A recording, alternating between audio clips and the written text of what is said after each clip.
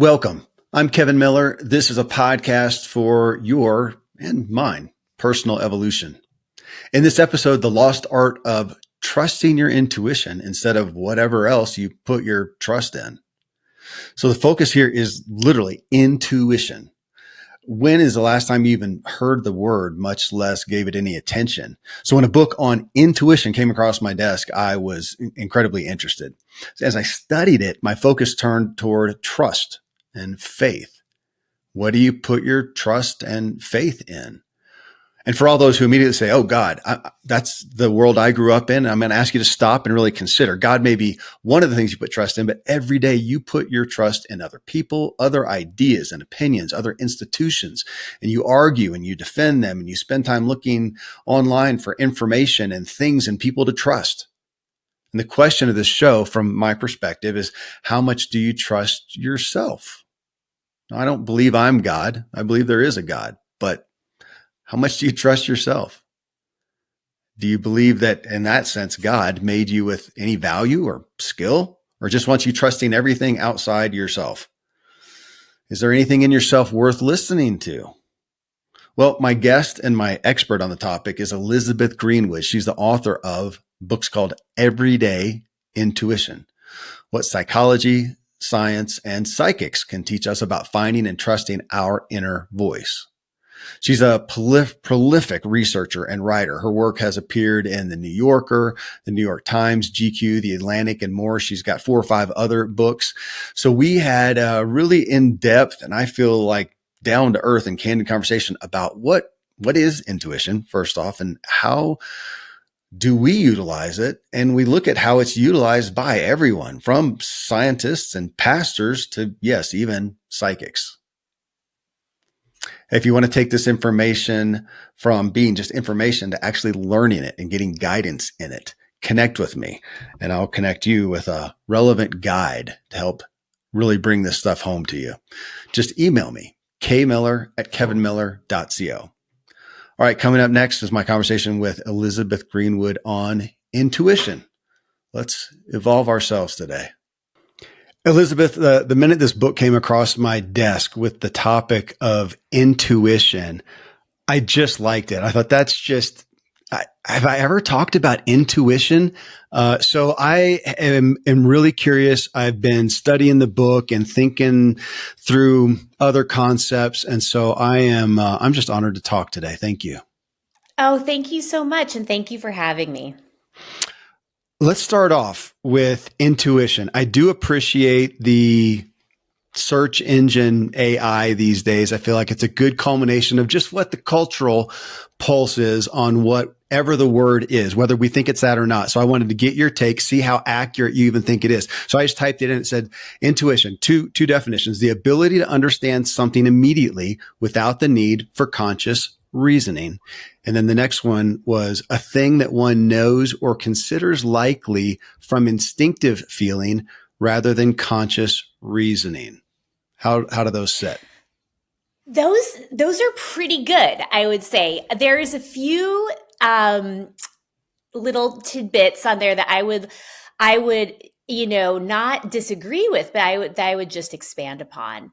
The first one is the definition about being able to understand something immediately.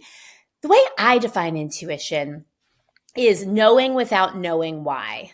And I feel like knowing and understanding are a little bit different. I feel like when you can get an intuition, it is more of that inner knowing. And that could be positive or negative. That could be something like, I'm not going to take that job and I don't know why. On paper, it makes sense. Or it's, the other side, I am going to pursue this relationship, even though on paper it doesn't make sense, right? So it's not always necessarily understanding where things come from. So, and then the second definition, which touches on instinct. I think that instinct is one layer of intuition. And I think that when we get an intuition that is really more about our safety, it's about protective mechanisms that's kind of go here, not there. That is instinct, but I think that intuition can also be more complex than that. Okay. Thank you. That first thing you said there, knowing without knowing why. Man, that really dives into what one of my primary curiosities is here. I feel like we are in the age of certainty. Right. So feeling like, yeah, we're in this age though, where everyone has to be certain. If you have an opinion, it's got to be rock solid, black and white, right or wrong. And I'm just not feeling it. But I assume that's somewhat of the impetus of you coming forth with this message. Yeah. Absolutely. I think that we're seeing the limitations of certainty, particularly in the kind of divisiveness in our rhetoric and in the conversation in this country.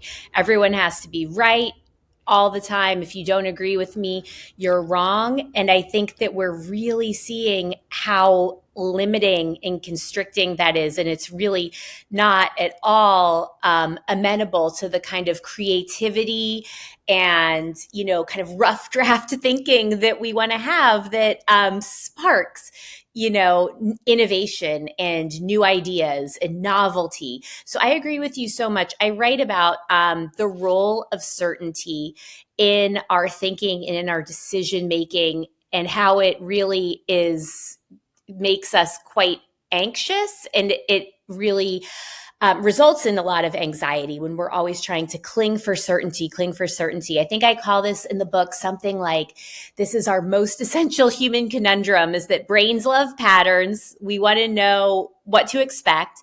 And yet our environment is so uncertain and it's constantly shifting. And this kind of makes us crazy. And I think that we're seeing that on a real collective scale right now.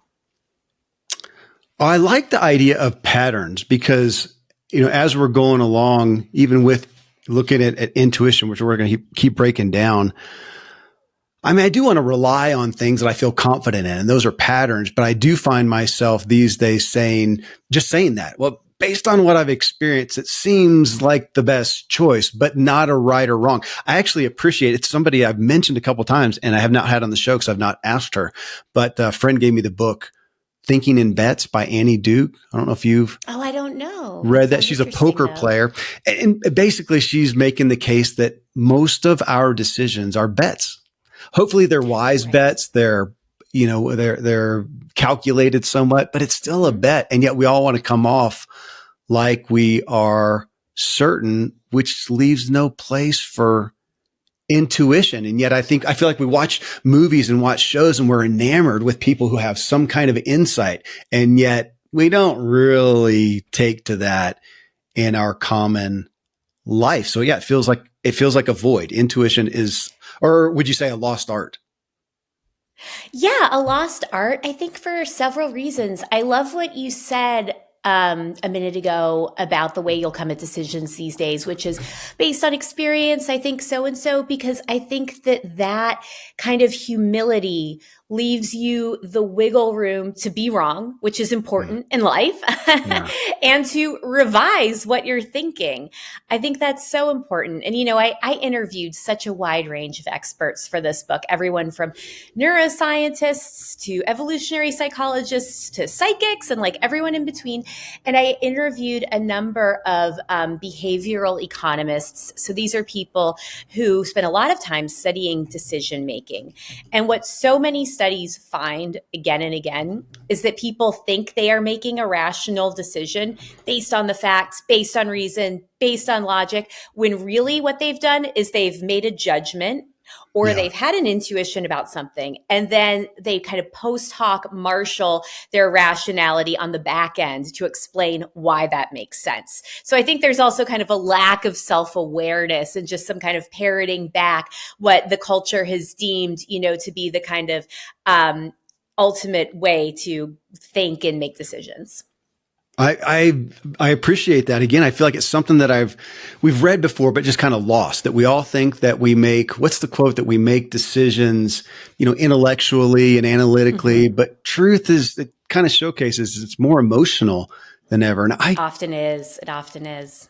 And there, I feel like we're more disconnected with our emotions than ever. And I'll own my own, that's been my journey. My listeners know that on the intellectual or emotional intelligence. That's been a continual journey for me. Yet to even know, even though I was unaware of my emotions, in essence, that's still where I'm making so many of my decisions. And yet, I think that it is something I've intellectualized. And I do appreciate Elizabeth. That was one of the things that caught my eye initially.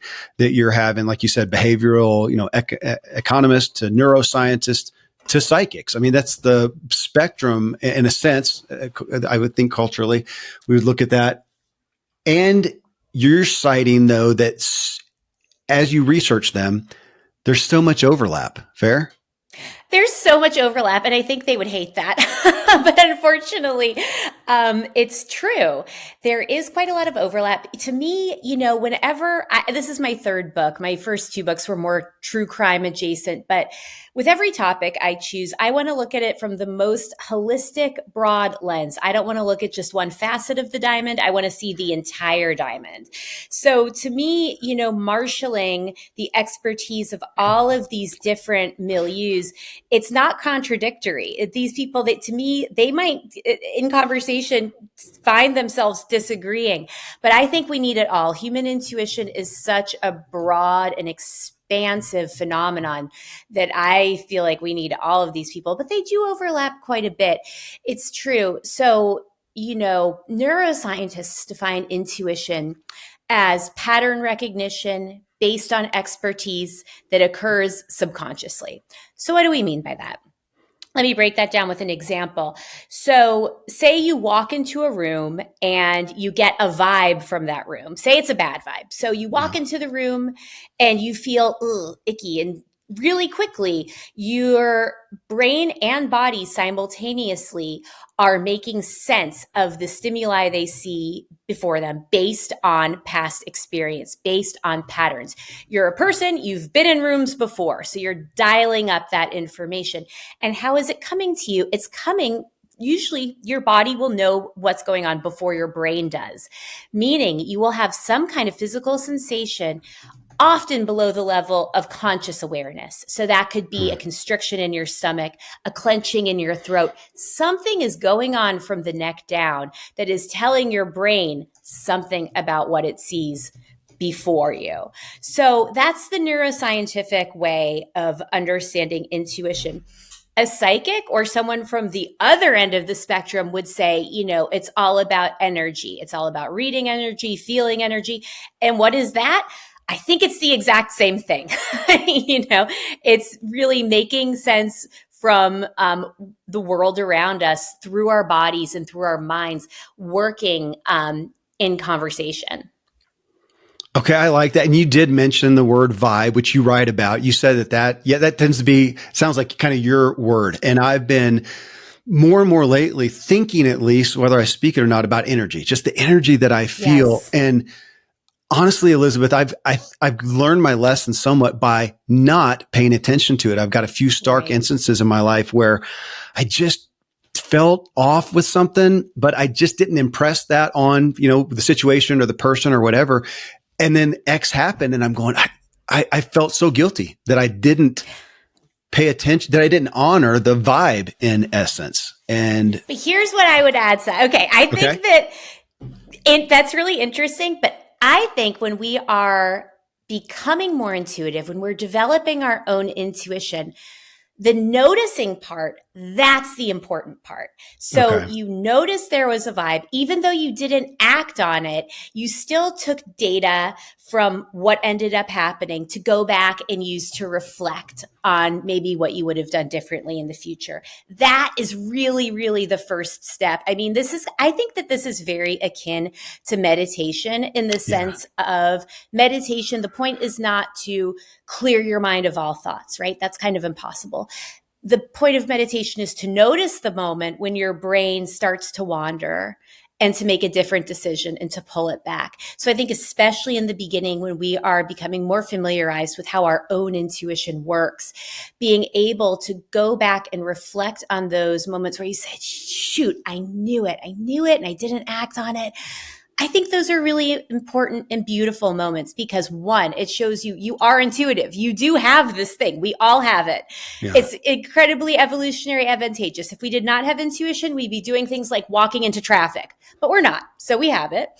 And then you can reflect even further on that. Okay, so you got a vibe. How did you experience that vibe? Was it in your body? Was it a thought that came into your mind? So this way you start putting some language around your own bespoke version of intuition because it is not one size fits all.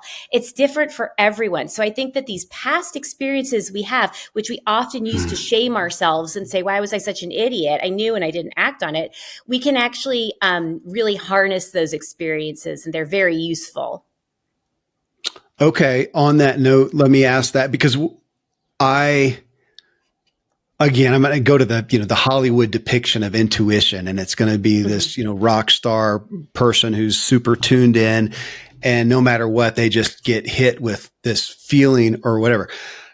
As I was reading your book, I thought, for me, I don't know, that'd be great if that happens. Maybe it does, but my awareness of it, as you just said, like meditation, I've got to make room for it. So it's almost like, okay, before I walk into this room, I might put a breath mint in. How about if you also, Kevin, take a deep breath and just get out of yourself, get out of your own, insecurity probably, or thinking about yourself, and go in there and just like how to win friends and influence people, be aware of other people. Also just give a second to go in and feel it. Man, that's not been, I've had no teaching. Who's had teaching of course on doing that? And yet, as I was reading the book, I kept coming back to that, at least for myself, of going, I've got to make space for that. Question mark. Does everybody, or like you said, is it different strokes for different folks? Some people that are they're intuitive, and it just boom, no matter what happens, it can be chaos and they just get hit. Or most people need to make room for it. Or is that a fair question? That's a great question. And I think there are those really special individuals out there who get the lightning bolt intuition from out of the sky and then boom, they're acting on it. I don't think that's most of us.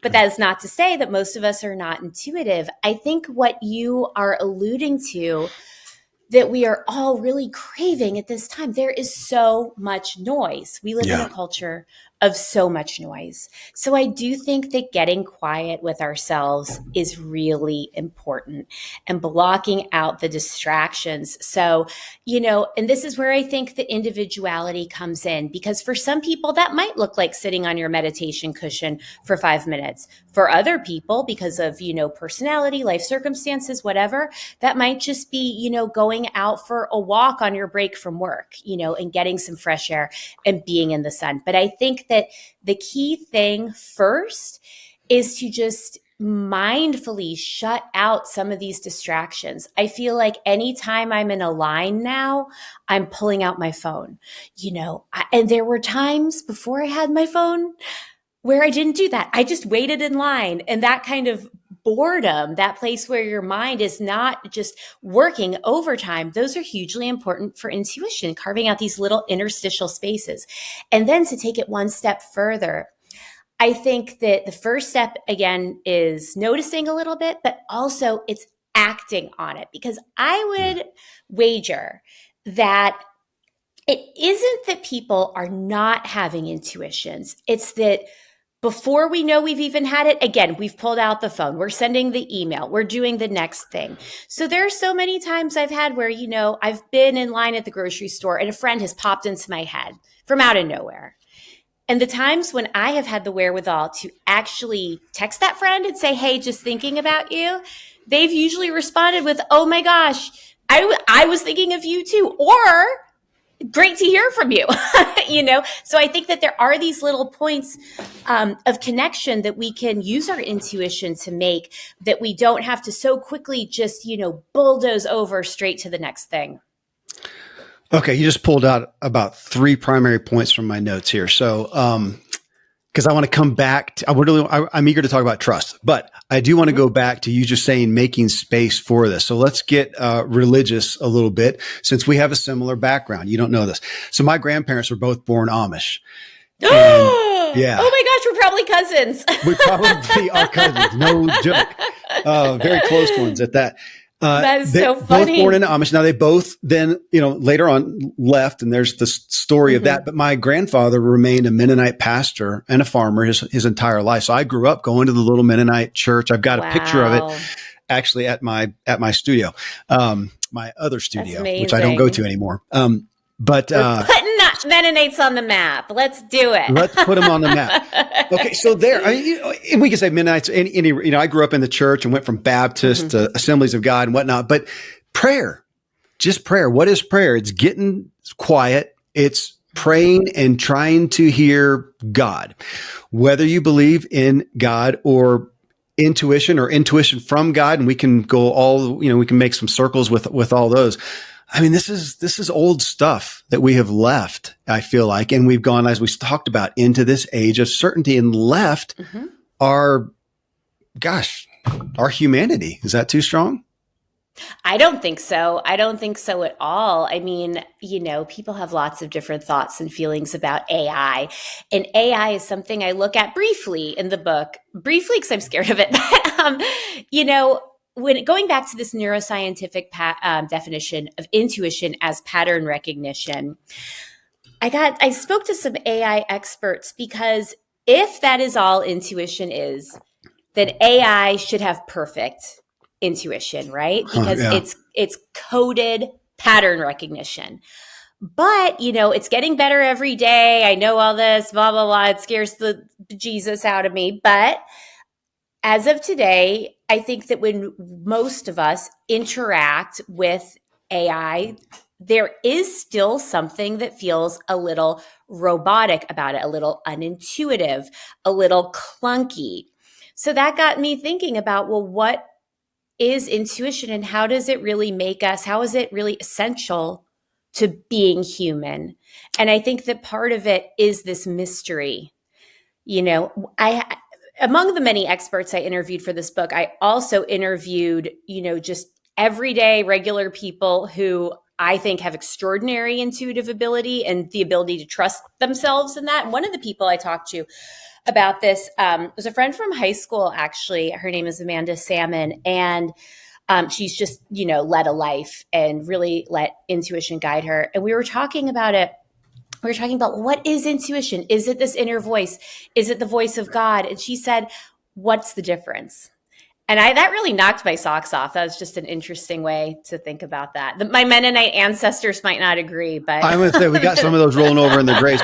But there's another discussion. I still like the overlap. However you want to paint it, I like the overlap. I did want to mention. So you just talked about somebody as an extraordinarily intuitive person, which you talk about in the book.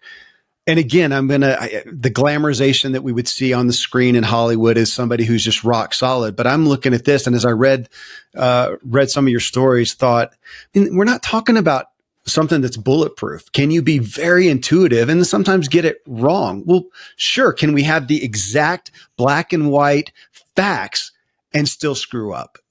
Yeah, I want to set that. Or we can have the science and screw up. We can have great intuition and screw up. So it's not bulletproof. And I just don't want people discounting it because of that. Is your intuition going to be wrong? I had a pastor one time, I'll never forget. And he said, sometimes, man, I don't know if it was God or a bad burrito. I thought, that's been the family saying for a long time. That's funny. Well, so sometimes, how about faith? Talking about religion. We're talking about something that you're either going to put faith in or not. If you're not willing to, if it's got to be science, it's got to be black and white. Well, now I would say that's another kind of faith. Either way, it's faith. Right? I was going to say that science is the secular religion of the West. It's just, we've transferred this, kind of dogma from one place to another, fair. I think. Yeah. I agree. Okay. Here's another point that I didn't want to miss, just on you talking about not one size fits all with intuition, that we're all that you may experience and engage with intuition in different methodologies than I do. So it reminded me, because I've been talking about it recently, I had for the second time on the show, Erin Claire Jones. She has Human Design Blueprint. and I did my human design and did the thing. And one of the things that stuck out for me that really was helpful, because it's something I had realized but kind of felt bad for, was I just need some time. If it's an important thing or something that I'm kind of, there's some emotions or it's conflict or whatever, I need some time. And I literally had moments when I would say, I'm sorry, I'm just slow. I'm a slow processor. Just please give me a minute, or the evening. And then I get this report from her going, you're probably going to be best, the human design, to sleep on it, literally to sleep on it, to give it some time.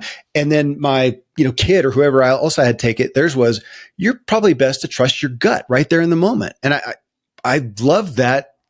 It feels very relevant to how intuition may work, that mine may, in that sense, I may need to sleep on that intuition.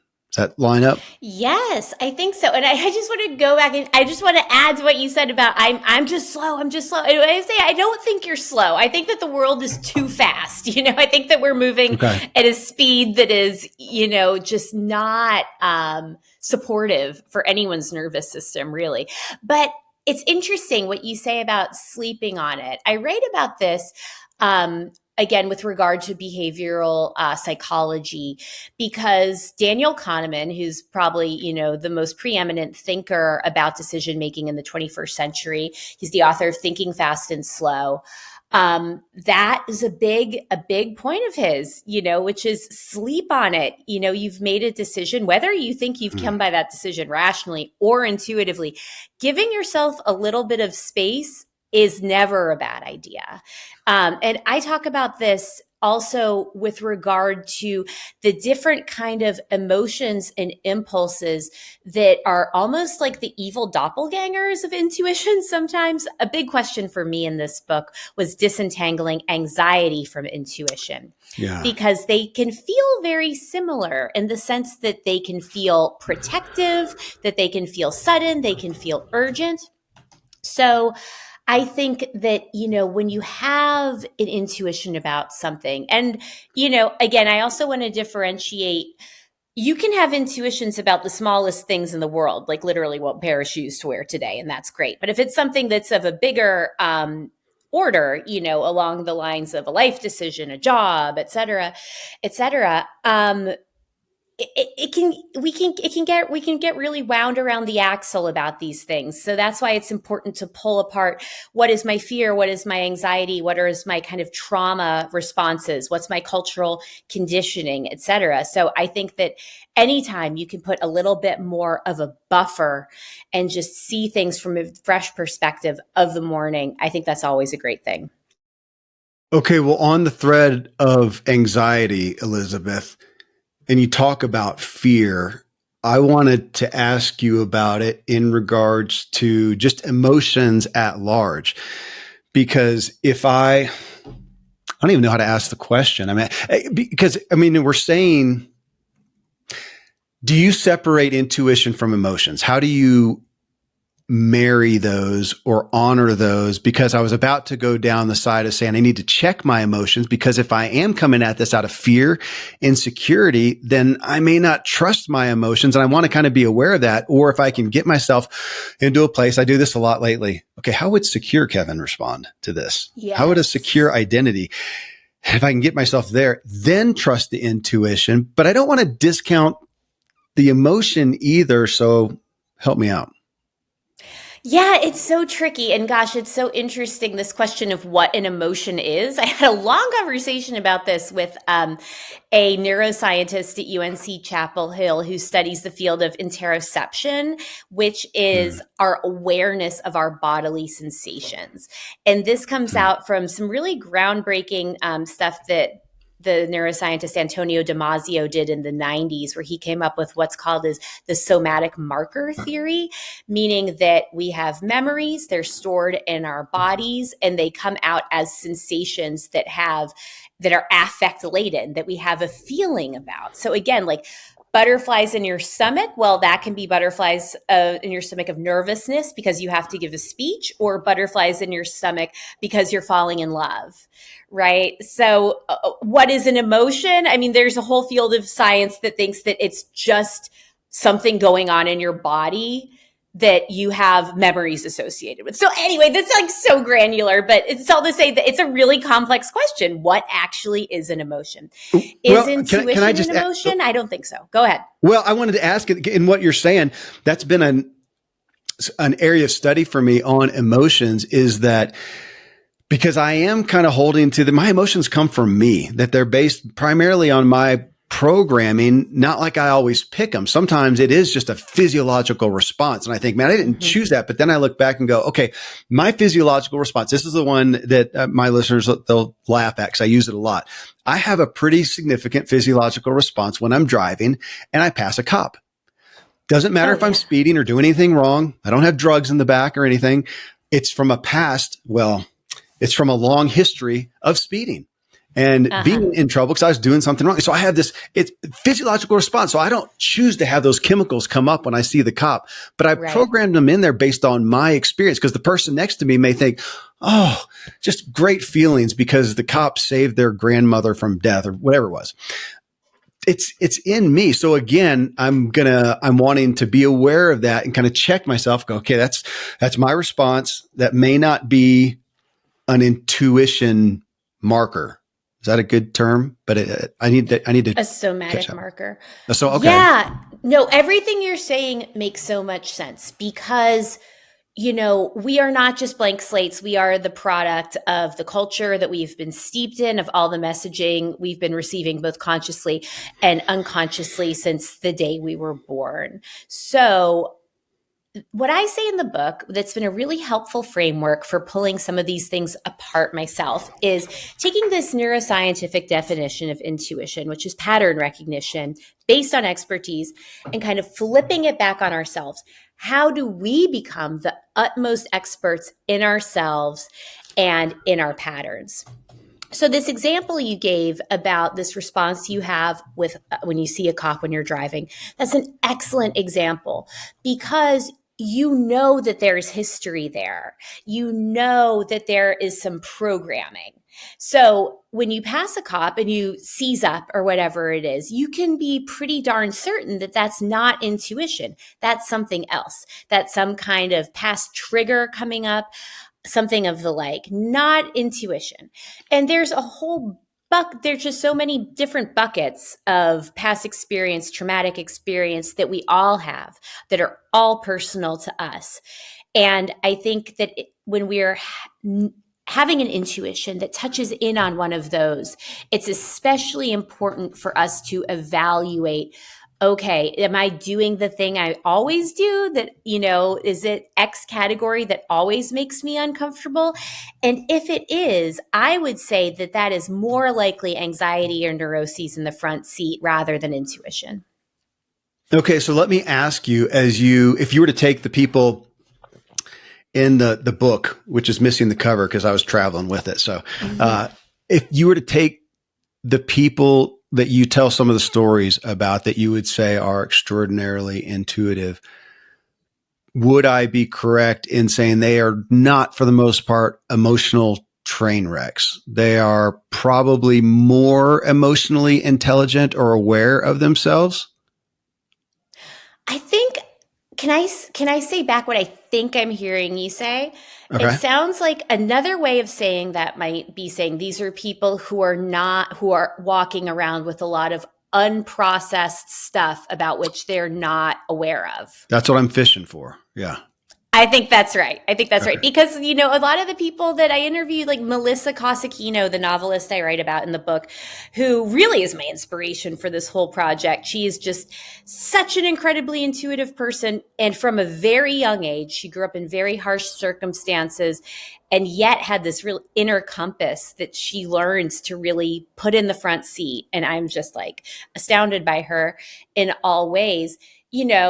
I think Melissa, I would say, is someone as an artist, especially, who does feel deeply. She's a deeply feeling person, which I think is different than, letting our past trauma and fears and anxieties and neuroses run the show. Okay. Well, so on that, a minute ago, you said something to the effect of being the utmost experts in ourselves. So that was kind of a big flag for me, not flag, but I mean a banner for me in this, in reviewing your book and looking through it on intuition, was the issue of certainty, that we're saying to trust ourselves in essence, instead of just all the science and the facts and the data that we want to claim. But I don't find that we're at a place today where we trust ourselves very much. So that feels like the next big thing that we're talking about here, that just along these lines of me being aware of myself, being emotionally intelligent, not being completely overtaken by my junk, because I've got to be able to trust myself. Like you said, and not only feel it, but to act on it. That takes a level of trust and probably then practice. Let's talk about that next, but talk about trust right now, because that feels like if I was to, I feel like we're at the least trusting of ourselves. We trust the data, we trust all the external, but not ourselves. That's right. I agree with that. I think that, again, going back to this idea of living in such a noisy culture, and there's just so much coming at us all the time. We're processing so much more than we ever have, than these little brains of ours are meant to. So that makes it really hard, not just to trust ourselves, but to know who to trust. I think culturally we're in a time of such a time of distrust, of difference, of our neighbors, of people who disagree with us. So it's really quite endemic. So to me, the exciting thing about intuition is that, again, knowing without knowing why, but also after practicing for a while, it does become synonymous with self-trust. Once I have really, carved out the categories of what are the places I go when things are uncertain, what makes me really anxious, intuition and trusting my intuition can really be the antidote to overthinking and to spiraling and to needing to Google every single last thing that, I already know, or that also doesn't matter. But I'm just so used to overloading my system with more and more and more. I agree. I think we are. And we're looking for something to trust. Maybe more so as we don't trust ourselves. We're looking to trust the political party or the, or the podcaster or the author or the expert. I mean, I'm aware of that podcasting, I feel like it's, in a lot of ways, it's this yearning for somebody to trust. I write about that very thing in the book about Andrew Huberman, who I love, by the way. I drink those AG1 greens. I listen to those 3-hour podcasts. I love Andrew Huberman. No shade to him. But I think that that's exactly what you're saying. He has his 5 pillars of health, which are sleep, sunlight, nutrition, etc. And, these are things we learned in kindergarten. We do not need a Stanford neuroscientist to tell us that every day we need to go to sleep, right? But I think that, we have really disempowered ourselves from our just essential human experience by looking for the experts and for outsourcing this to needing the imprimatur of data, I can tell you from my experience, it feels really good to go for a walk in the sunlight. But when I have Andrew Huberman signing off on that as a pillar of my health and vitamin D and what it's doing through my eyes to my brain, that just makes it feel more serious, more trustworthy, more something. So we kind of give away our own inner authority. Agreed. Okay, let's go ahead and pick on that one, because I'm in that arena anyways. I'm not to his level, but still, I'm amazed at how we have somebody who has an expertise in an area. Okay. So he's a doc and he's, he knows his lane, but if you're an expert in one lane and you get some acclaim, you are by proxy an expert in everything. And we will listen to you talk and take your expertise on everything. Totally. You can talk about parenting, even though you're not a parent, or marriage, even though you've never been married. I read something this morning. I'm trying to sit here and think who it was. And they were commenting on marriage, and they've not been married. And I I thought that was Yeah, it's curious. kind of amazing. It is amazing. Another one, it's just, to me, what's so interesting and I think really reflects something about the time we're living in is how granular the advice is too. Like another person, Mel Robbins, love you, Mel. If you want to have me on your show, I'm available. But Yeah. I think that a big reason for her popularity is the advice she's giving. And I'm not even going to talk about the let them theory. That's its whole other thing. But when she has her kind of like morning routine you're supposed to do, and it's things that are like drink water and make your bed. It's like, yep, those are things you should do. It's just so interesting that when there's someone we perceive as powerful, authoritative, that they have a platform. I think the platform part is important. Then they're more worth listening to than us and our own instincts. Okay, thank you. No, I agree. There's been people that I've had on the show, and I have them on, and I support their message, and I may not follow it. I don't get up at 5 a.m. if I don't have to, like Robin Yeah. Sharma. God bless him. He's been on the show twice. I don't make my bed like the dude who wrote the Make Your Bed book. Right. I don't. For me, it gives me pleasure to pull it back and let the light in on the bed bugs or whatever could. Totally. Again, like things are not one size fits all. I think that Yeah. that's another kind of facet of this certainty we're all clinging for is we want the answer. We want to know what to do. Everyone is so overwhelmed. But again, like there's this bias we have. There's a name for it that I'm blanking on right now. But again, this is something that behavioral economists and behavioral psychologists look at, where as humans, we always want to add a fix rather than take something away. So for example, if you're having trouble sleeping, it feels more gratifying to like get the lavender pillow spray and like buy the fancy eye mask rather than cutting back on your afternoon coffee. I was going to say, There's not eat the something bag of about that. chips before you go to bed. Yeah. Exactly. And I think it's something similar. Like we're just so used to the adding on and on and on rather than, and I think becoming intuitive in part is a process of stripping away. It's stripping back some of these voices and noise so we can get back to, gosh, what do I actually think and feel? And it's a little scary. I always joke that I'm writing the least popular self-help book in the world because, what I'm saying is that in the short term, these things can be more difficult. This is not an easy fix. Like this is the work of really getting to know yourself and Okay. Well, really that's why I wonder about the trust thing, because we can get into, and I haven't really even hit on it. I don't feel like going down that road about it being woo woo. And if somebody hears this, people know my religious background and I still have a strong faith. And I think God built intuition into me that I can use. That's my personal faith. But I wonder if, and that's why I wrote so much about it here, if trust is that the scariest thing? Like, oh my gosh, I got to trust me. And yet I kind of feel like I can understand that to some degree, but on the other side, man, that's the most hopeful thing ever. That I don't have to look to everything out here. I can trust me, myself, and I'm not, again, this is Kevin. I don't believe I'm God.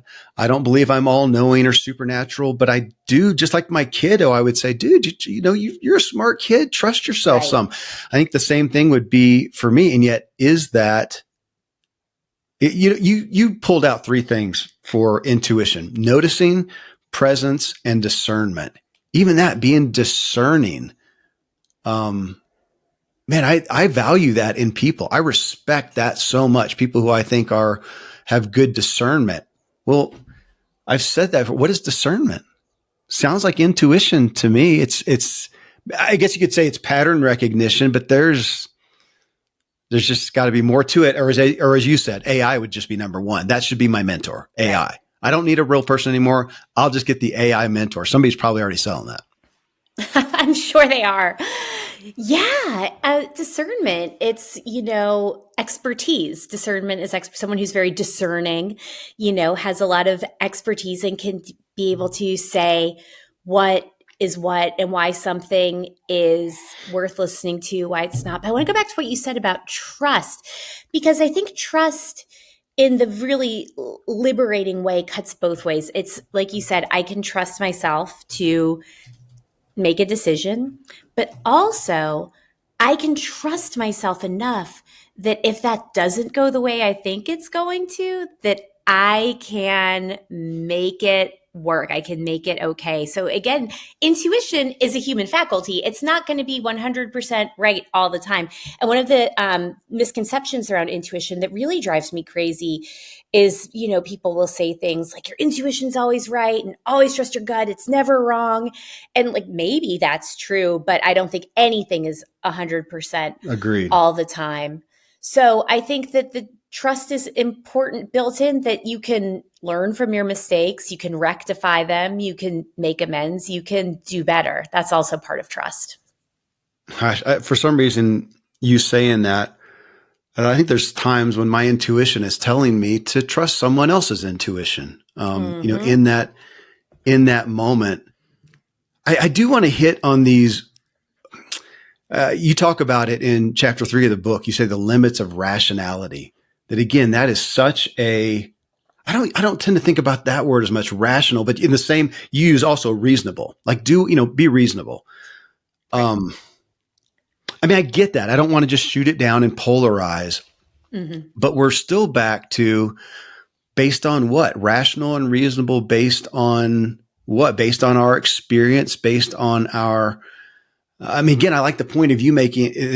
I think in some ways you're saying we are doing things based on our intuition a lot. We just don't notice it. We're doing it based on feeling. We're not doing it based on absolute fact. I think that's what hits me the most, that we all tend to think in this culture, if you read social media, you look at the news, that everybody thinks that they're working off of fact. And as I look at it, and I look at two experts that I respect on a given topic, they're on polarized sides.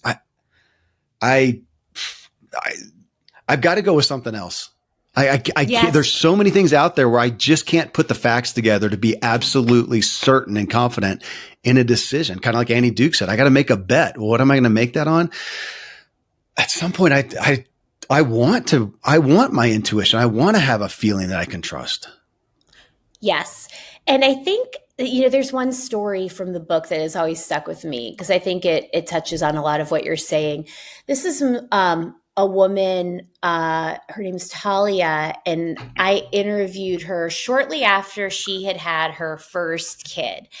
And she had a very complicated pregnancy. She had gestational diabetes. She had a lot of different complications, and her doctors were monitoring her very closely, and they wanted her to come in weekly for different measurements and monitoring. And what she told me, which I thought was so interesting, she said, and I think this is amazing because it was her first kid too. She said, I would listen to them and I took what they were saying very seriously, but I just knew everything was okay. I knew my baby was going to be okay. So how she used her intuition in that sense was, she said, I knew what the doctors were telling me was important. I also knew that my own intuition was important. So she said, so it was just another piece of the puzzle. It's not to discount or disregard or override what the harder data is saying. It's another piece of the puzzle, kind of no better, no worse. It's just something that helps fill out the whole composite. So she used her intuition in that case to say, okay, you want me to come in every week? I'm going to come in every other week, because the visits were very stressful for her. And, the baby was born completely fine. No complications. So yeah, I just think that that's a really good story about kind of making intuition the right size. Another thing that drives me crazy is people will say, like when you're stuck on a big decision, people will say, well, what does your gut say? And why should you trust your gut at that moment when you haven't recruited it and practiced it and honed it? Yeah. It doesn't have to be this all or nothing zero sum game. I think that it should be. My book's called Everyday Intuition for a reason. I think we should be using our intuition every day so that when we get to these, more threshold moments, we can really trust ourselves. I haven't actually thought about it in those terms, Elizabeth. I spend most mornings right here. So this is my home office and studio that everybody's gotten used to seeing because I just like it better, and I've abandoned my actual studio. And right behind me is where I sit most mornings. And I adore that I get the privilege to sit and figure out what I'm going to do with my day. And yeah. I'm usually there with a journal that I write in sometimes I don't. I'm looking out the window. I don't know what I'm looking. I think my past self would have said, God direct me. Mm-hmm. God direct me through my intuition. Again, however you want to paint it, but that's what I'm looking for. And gosh, your story there. I'm not going to go. I won't take the time to go into the story. But my father died of cancer about 1.5 years ago. It was one of those. So sorry. Thanks. It was one of those all of a sudden, out of the blue, and he died six weeks later. Mm-hmm. But it was a lot of his intuitions. We sat in the room with the oncologist and him saying, "Look, this is what's happening. This is what you need to do." That my dad said, "You know what? I'm not going to do that.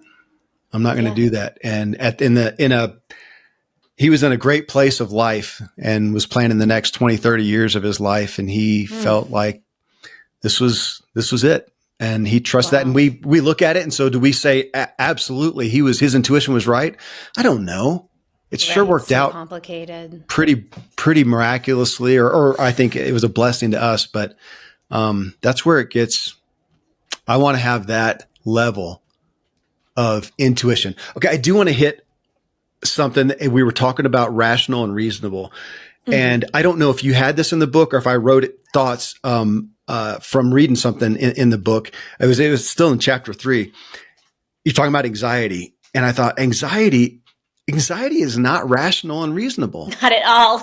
Not at all. So I love that you probably know this quote, but I just came upon it the other day and I love it. It says, this is Mark Twain. He says, "I've lived through some terrible things in my life, some of which actually happened." Right. That's so perfect. I sent that to a friend. So here we are it seems like statistically or what they're telling us is that we're having more anxiety than ever.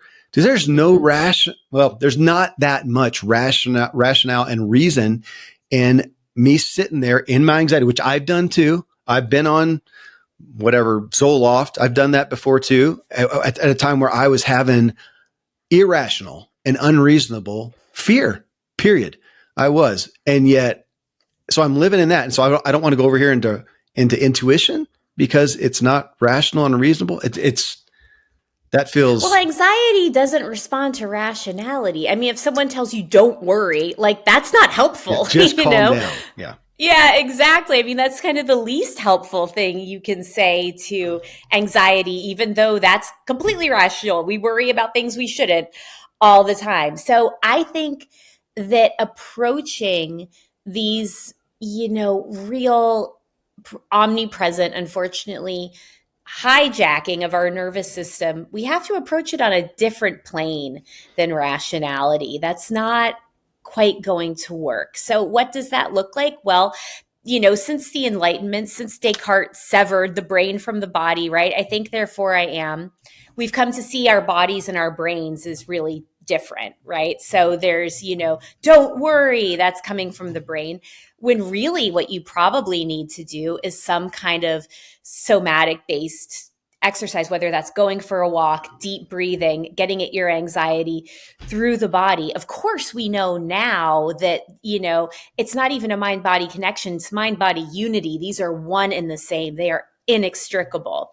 But I think that we still have a lot of very antiquated ideas about rationality, why it's a, better, superior form of thought than the wisdom of our bodies or intuition or of nature.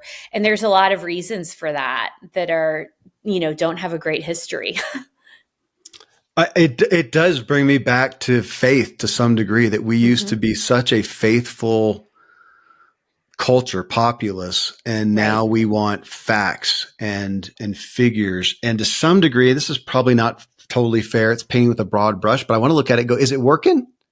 Are we happier? Apparently, according to the health stats, we are not. We're more anxious and fearful and sick and tired than ever. And it feels like a great case for this. I know the title, Everyday Intuition. I want to grow to trust that. I wonder about, even for myself, you mentioned meditation, that meditation is something that has been It's not the easiest practice for me. As I have done it very intentionally, I mean, just, with utmost intention, I'm finding it easier to do it in the everyday sense, to have those moments where I can get to that place. It's getting easier. Do you see intuition like that? To have the everyday intuition, it may take some significant intentionality to practice and grow your strength in it. Fair? Definitely. It definitely takes time and practice. But what I will say is that unlike meditation, I think developing your intuition can actually be really fun. And that's what can sustain a real intuitive practice. So let me just give you a silly example. So, I walk and drop my kids off at school. They go to two separate schools, not too far from each other. But I take the same route every single day. We walk on the same side of the street. We cross at the same place. Every single day. And, perhaps your listeners have some version of that. They drive to work the same way or go to the grocery store the same way every single day. These are really kind of canalized ruts that we get in. So just as a fun experiment, what if you say, you're sitting in the car, you're at the driveway and you think, well, what way? I usually turn right. Do I actually feel like turning left today? It's so silly, but I think that these lead to really extraordinary, enhancements of our lives. There are times when I walk on a different side of the street in New York City and I see something totally different. And now I can get to the point where I can check in with myself in my body if I'm at a walk, and I'll say, what side of the street do I want to walk on? Say, is it right? Is it left? Right. Well, the correct way will feel broad, expansive, warm. And the way that's just, my very well-trod path, that really comes from my forehead of this is what we do. This is where we go. So it can just be really fun.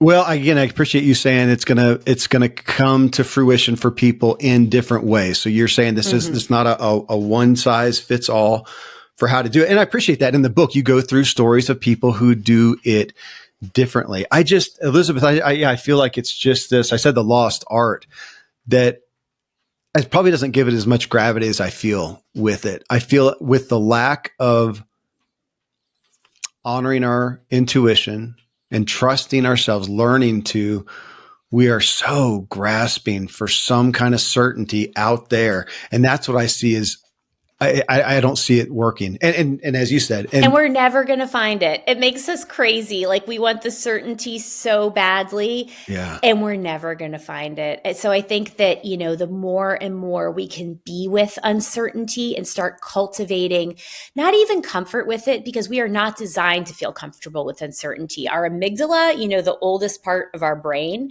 really responds. One of the neuroscientists I interviewed said that, the amygdala, of course, does fight, flight, freeze, but it also has evolved over millennia to be kind of our certainty checker. It's always what's scanning. It's just trying to grasp that momentary certainty. So we're never going to feel comfortable with it. Uncertainty will always feel uncomfortable. But I think cultivating just an awareness of uncertainty. Oh, I'm feeling uncertain, so here's what I'm doing. I do this thing at night. It's so silly. Before I go to sleep, I'm always checking the weather for the next day, always, because I think it's just one of those little things I'm trying to do to lull myself into a sense of knowing what to expect. We're off to sleep, which is an uncertain time, but okay, give me one thing I can count on for tomorrow when tomorrow's unknown.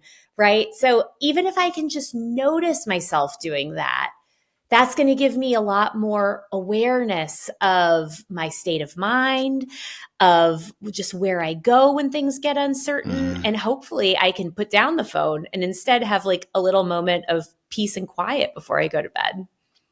Okay. Can you, when you said that, is it always going to be comfortable? There are some things that just never are. I align with that. And also I found that I can get a lot more confident in those things though. Yes. And realizing they're not comfortable. Maybe it's never going to be. That's right. But I've gained confidence. Well, we're back. I could also say faith, couldn't I? I could either way. Totally. Totally. I think that works. I mean, like having hard, honest, emotionally vulnerable conversations, that's never going to feel comfortable. But, you practice enough and you see the benefits of it. You Yeah. build that muscle and you know it's worth it. That's a great analogy because conflict, I don't know that I will ever feel comfortable in that. And Me I know too. some That's people, our Mennonite background. thank you. Because I know some people who are, and I look at them like aliens. Yeah, God bless them, but totally. I'm not. I feel the same way. But I've gained more confidence that I'm actually not going to die. I'm not Right. going to burn in hell or whatever it may be, hopefully. But thank you for this. Thank you for the topic, the focus. It's just, that's why I had you on the show. I love when somebody has a specific topic. I feel like, man, we have lost that. There's so many things I feel like are the bedrock of who we are as humans, and we have lost it, and we're grasping for all these things we can't control. Man, I can have some influence on myself, my trust, my awareness, and my intuition to help me know which way to go. And yeah, I love it. Elizabeth? Yeah, intuition is a way to come home to yourself. A way to come home. Okay, I got to write that. That may be the title right there. A way to come home, to yourself. Beautiful. Yeah. Elizabeth, thank you. Thanks Kevin. For being here. Thanks for schooling me. Thank you. Thank you so much for having me. Well, friends, thanks for joining us in this discussion. That again is Elizabeth Greenwood. Her brand new book on this topic is Everyday Intuition: What Psychology, Science, and Psychics Can Teach Us About Finding and Trusting Our Inner Voice. And again, if you want to connect with Elizabeth, with me, with getting guidance on employing intuition into your life, connect with me. I'll help find you a resource. My email is kmiller@kevinmiller.co. Here then is to the evolving you. Yeah.